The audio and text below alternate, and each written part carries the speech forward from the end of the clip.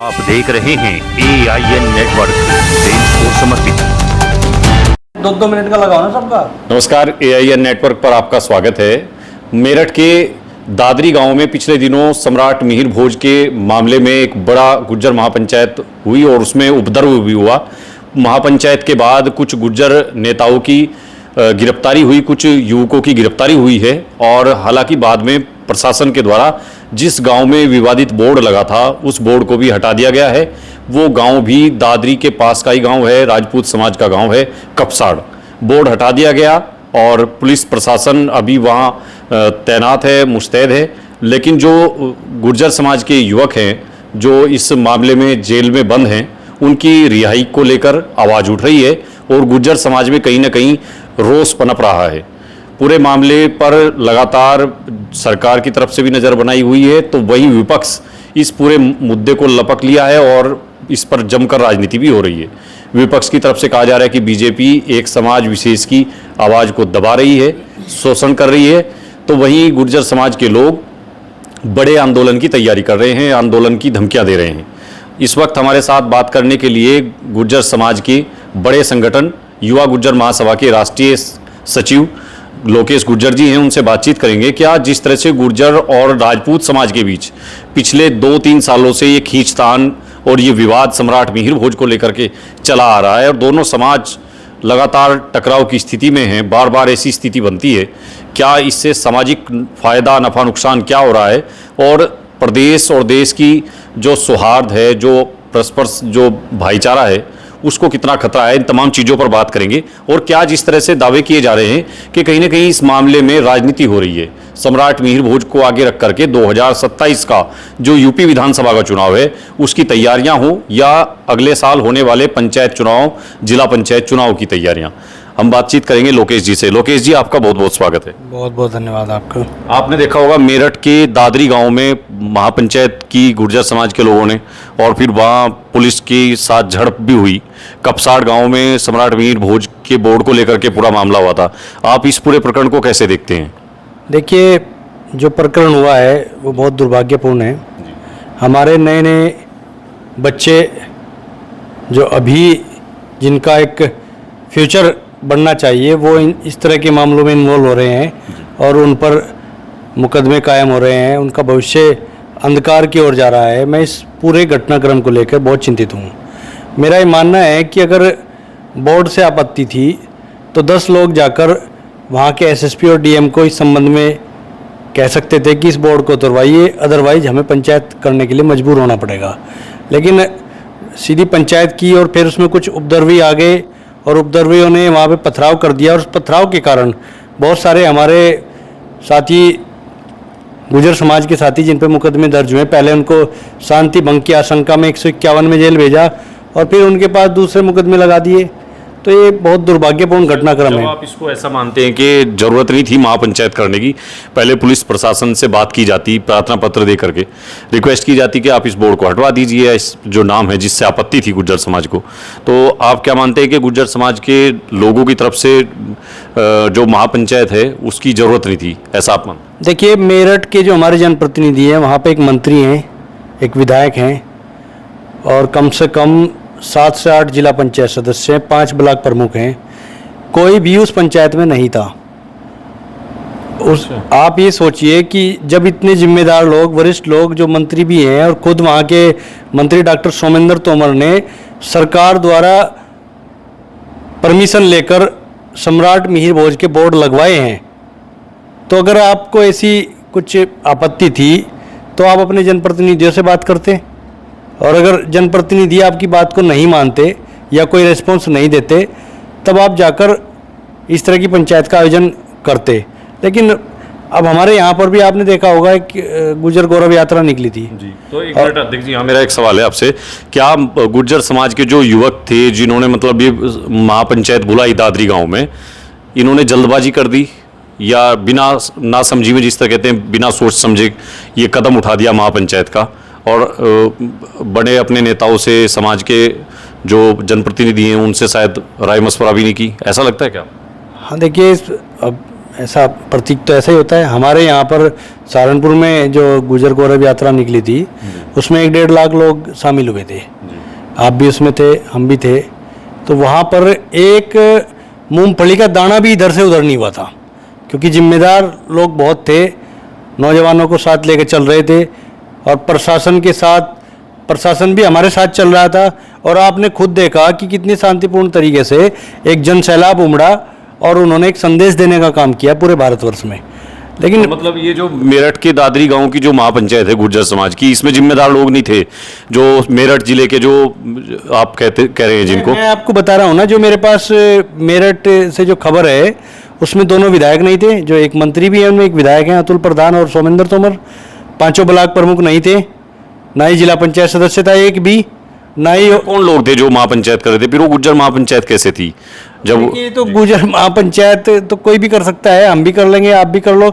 लेकिन अगर एक गुर्जर महापंचायत की भी कुछ पहचान होती है क्या, कि भाई जो जनप्रतिनिधि बड़े नेता करेंगे, बड़े चेहरे सामने होंगे तो वही गुर्जर महापंचायत होगी? क्या सामान्य लोग, छोटे लोग या जो किसी मुद्दे पर अपना वो रखते हैं वो नहीं कर सकते? सबसे पहले तो ये जानना जरूरी है कि मुद्दा क्या है, किस विषय को लेकर पंचायत हो रही है, विरोध किस चीज का है।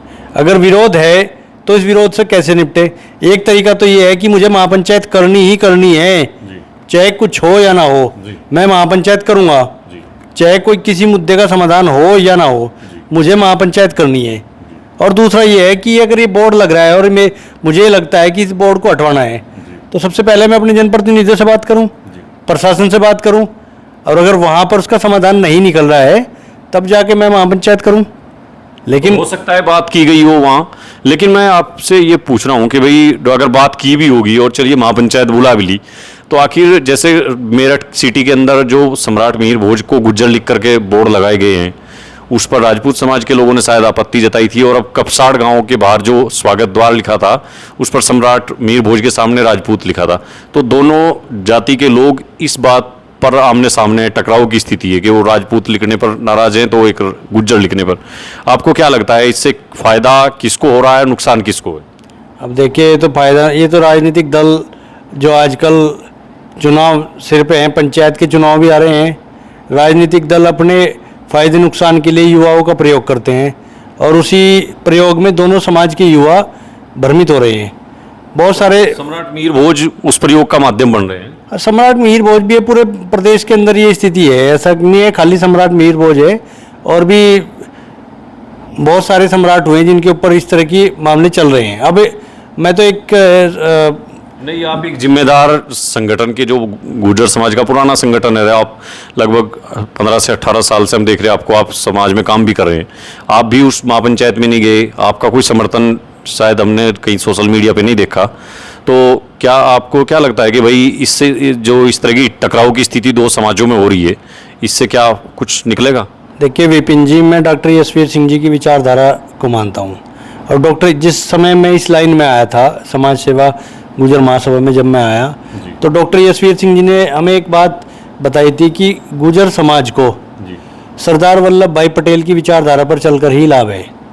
सरदार वल्लभ भाई पटेल को गुर्जर भी मानते हैं, कुर्मी भी मानते हैं, पटेल, पाटीदार, पाटिल, ये एक बहुत बड़ा उनका एक उनके समर्थकों की वो है कि जो सरदार पटेल के नाम पे एकजुट हैं पूरे भारत के अंदर, और वहाँ पर कोई झगड़ा नहीं होता। जब हम लोग सरदार पटेल की जयंती मनाते हैं तो उसमें कुर्मी भी आते हैं, और जब कुर्मी मनाते हैं तो हमें भी बुलाते हैं, तो आपस में हमारा भाईचारा उसके आधार पर रहे।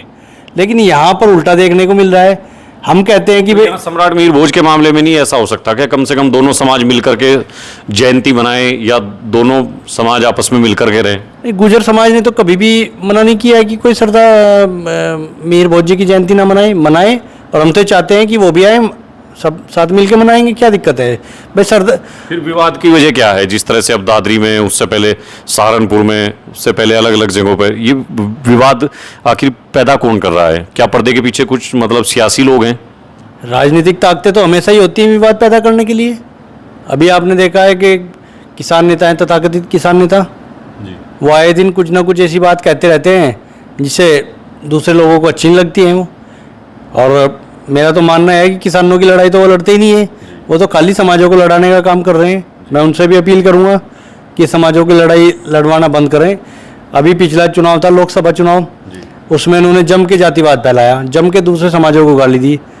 आप बताइए, आज सरकार ने ये नियम लागू कर दिया, एक हाई कोर्ट का फैसला। बात पे बाद में बात करेंगे। अध्यक्ष जी, पहले ये मेरा सवाल ये है आपसे कि जिस तरह से ये मेरठ का मामला है पूरा, इसमें जो वहाँ के विधायक हैं, चलिए मानते हैं कि भाई बीजेपी सरकार गुर्जरों की आवाज़ को दबा रही है, ऐसा आरोप लगा रहे हैं आपके समाज के लोग, तो क्या समाजवादी पार्टी के जो विधायक हैं मेरठ से, अतुल प्रधान, वो भी कहीं नज़र नहीं आ रहे दादरी प्रकरण में? अभी मैंने आपको क्या बताया, अभी दोनों विधायक नहीं थे, जब उनको बुलाया नहीं गया होगा, उनको बुलाया नहीं गया होगा, उनको इन्फॉर्मेशन नहीं दी गई होगी, ऐसा हो सकता है भाई कोई, उन्होंने जानबूझ के किनारा किया होगा। अब ये तो विधायक जी बता सकते हैं खुद, मैं तो इस बात को नहीं बता सकता, लेकिन जैसा मुझे लगता है कि कहीं ना कहीं राजनीतिक तो होती है इन मामलों में। अब कुछ ना कुछ जो लोग कर रहे होंगे पंचायत, उनकी कुछ क्या सोच रही होगी। मतलब जिस तरह का मैंने आपका एक सोशल मीडिया पे पोस्ट देखी है कल, आपने लिखा है कि भाई जिस तरह से जाति सूचक शब्दों और तमाम चीज़ों पर रोक लगाई है उत्तर प्रदेश में, इलाहाबाद हाई कोर्ट का 2013 का निर्णय है, उसको योगी सरकार ने 21 सितंबर से लागू कर दिया है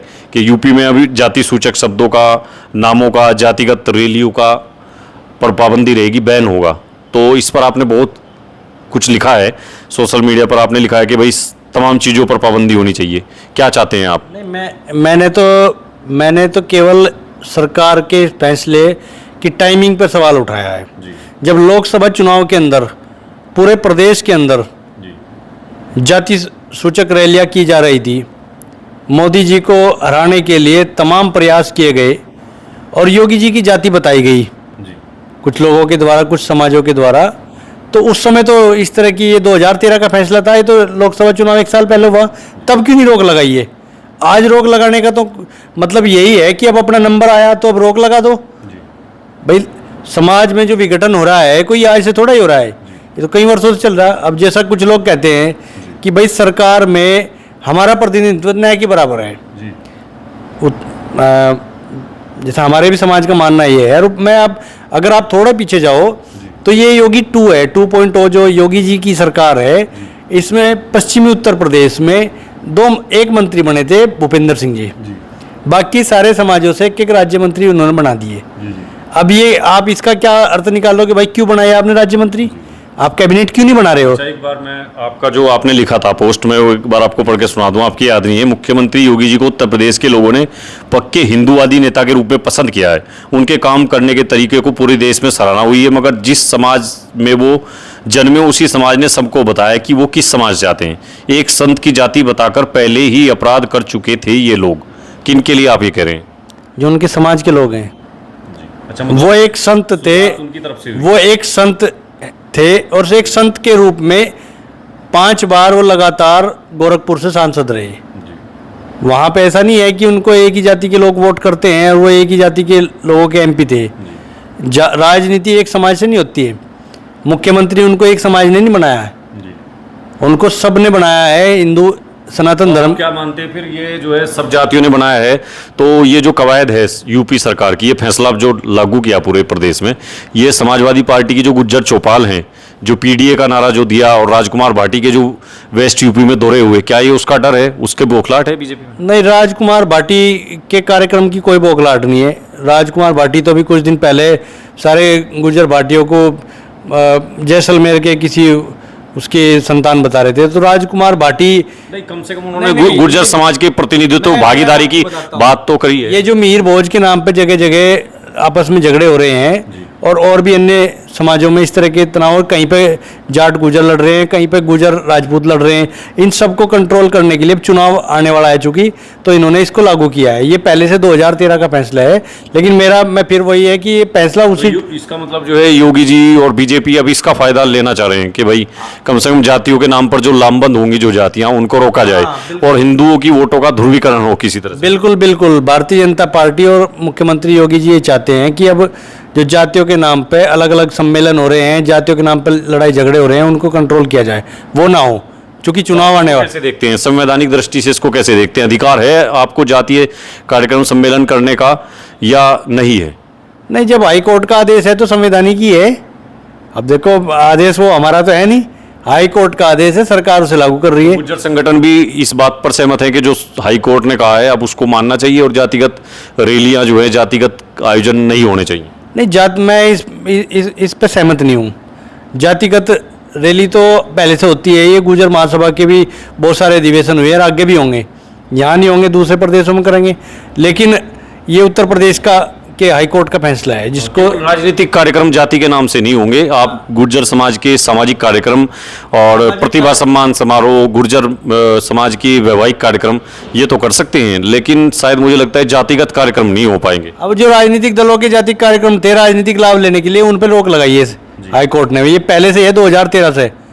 उस टाइम पे बड़े सम्मेलन हो रहे थे जातियों के नाम पे, ये गुर्जर भाईचारा सम्मेलन, फिर ब्राह्मण भाईचारा सम्मेलन, फिर राजपूत भाईचारा, बीएसपी के ही उसको कंट्रोल करने के लिए उस समय ये आया था, कि बीएसपी लगातार कर रही थी इसको, उस समय आया था। लेकिन मेरा फिर वही है कि ये उसी जब लागू हाईकोर्ट का आदेश आया था तो ये कंटिन्यू क्यों नहीं किया गया, ये अब दोबारा फिर से क्यों किया है इसको इतने वर्ष बाद?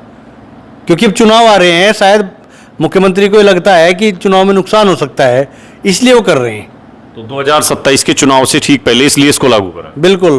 तो आप क्या मानते हैं कि अब आप लोगों को कैसा लग रहा है? जैसे विपक्ष के लोग तो कह रहे हैं, सपा के, बीएसपी के, कांग्रेस के लोग कह रहे हैं कि देखिए संवैधानिक रूप से सबको अपनी जातियों का आवाज उठाने की, अपने प्लेटफॉर्म पर बात रखने का सबको अधिकार है, तो इसको कैसे देखते हैं फिर आप? नहीं, प्लेटफॉर्म पर रखेंगे, आगे भी जो मुकदमे लगने होंगे लगा लेंगे। तो हमारे लोगों को तो जेल में बंद करते ही हैं, पहले भी हुए हैं। हम देखो, मेरा तो एक यही है कि 2010 में मैं इस लाइन में आया, हमने एजुकेशन को बढ़ावा देने के लिए बहुत सारे प्रोग्राम किए अक्रॉस इंडिया। मैं भारत के बहुत सारे जाति का बैनर रख के किए ना? हाँ, जाति का बैनर, अपने संगठन का बैनर और अपनी जाति के लिए काम किया और आगे भी करेंगे। ये हाई कोर्ट का, किसी जाति को तो कोई खतरा नहीं अगर आप अपनी जाति का कोई कार्यक्रम कर रहे हैं। अगर हम अपनी जाति के विकास के लिए आर्थिक और सामाजिक रूप से आगे बढ़ाने के लिए कर रहे हैं तो किसी दूसरे को क्या दिक्कत होनी चाहिए? किसी को कोई दिक्कत नहीं होनी चाहिए। जो पिछड़े वर्ग है उनको आगे बढ़ने का अधिकार है, सबको है। और जब से हम कर रहे हैं, पहले 1-1, 2-2 IAS बनते थे, अब 18-18, 20-20 IAS बन रहे हैं। लोगों में जागृति तो आई है और आनी भी चाहिए, कोई बुराई नहीं है इसमें। हम तो उनसे भी कहते हैं कि भाई आप भी करो, लेकिन अपनी जाति को आगे बढ़ाने के लिए करो, किसी को दूसरे को नीचे दिखाने के लिए मत करो। क्योंकि तो मीर भोज के मामले पर अंत में क्या कहेंगे आपके, जिस तरह से मेरठ में चल रहा है प्रकरण, तो समाज के जो युवा हैं, गुर्जर समाज के युवा हों या राजपूत समाज के, उनके बीच एक युद्ध जो है, वाक युद्ध हर टाइम सोशल मीडिया पर जब भी आप जाएंगे, फेसबुक, इंस्टाग्राम, ट्विटर और सब सोशल मीडिया पर पूरा दिन उनमें यही मीर भोज को लेकर के अनर्गल टिप्पणियां और एक दूसरे पर छीटाकसी चलती रहती है। इस पर आप क्या कहेंगे? देखिए, किसी भी महापुरुष को लेकर इस तरह की छीटाकसी को मैं सही नहीं मानता। किसी भी समाज, महापुरुष चाहे किसी भी समाज का हो, आप उसको लेकर छीटाकसी करना बिल्कुल गलत है। हम लोगों को आपस में सबको यहीं बैठना है। ऐसा नहीं है कि मेरा जो काम चल रहा है मुझे हर समय कोई गुर्जर ही मिलेंगे, दूसरी जातियों के बहुत लोग हैं जिनसे मुझे काम पड़ता है। और इसी तरह से मेरे साथ में और पूरा एक सबका ही है, आपका भी नेटवर्क होगा कि बहुत सारे लोग आपके भी संपर्क में दूसरे समाजों के हैं। अगर रोज आपस में इन विषयों को लेकर हम एक दूसरे को गाली देते रहेंगे तो फिर हम कितने दिन सर्वाइव कर पाएंगे इससे, आप बताइए। अंग्रेजों के खिलाफ, मुगलों कहीं ना कहीं शायद। और हमने लोकेश गुर्जर जो राष्ट्रीय युवा गुर्जर महासभा के राष्ट्रीय महासचिव हैं, उनसे बातचीत की है। उनका कहना है कि समाज के युवाओं को इस तरह से आपसी टकराव से बचना चाहिए, ये उनके भविष्य की बात है। और इस तरह की महापंचायतें समाज में तनाव उत्पन्न करती है, समाजों में विद्वेष की भावना पैदा करती है। इस तरह के आयोजनों से बचना चाहिए। जनप्रतिनिधियों को बीच में रख करके कानून सम्मत कदम उठाए जाने चाहिए। अगर सम्राट मिहिर भोज का विवाद है तो उसमें भी बैठ करके बातचीत हो सकती है। साथ ही और भी कई सारे मुद्दे जिन पर हमने बातचीत की है, चीज़ों पर लोकेश जी ने बहुत अच्छी तरह से अपनी बात रखी है। आपका बहुत बहुत धन्यवाद लोकेश जी। आप आगे भी हम आपको इस मामले में कई सारे लोगों के विचार सुनवाएंगे। तब तक आप बने रहिए AIN नेटवर्क के साथ। धन्यवाद।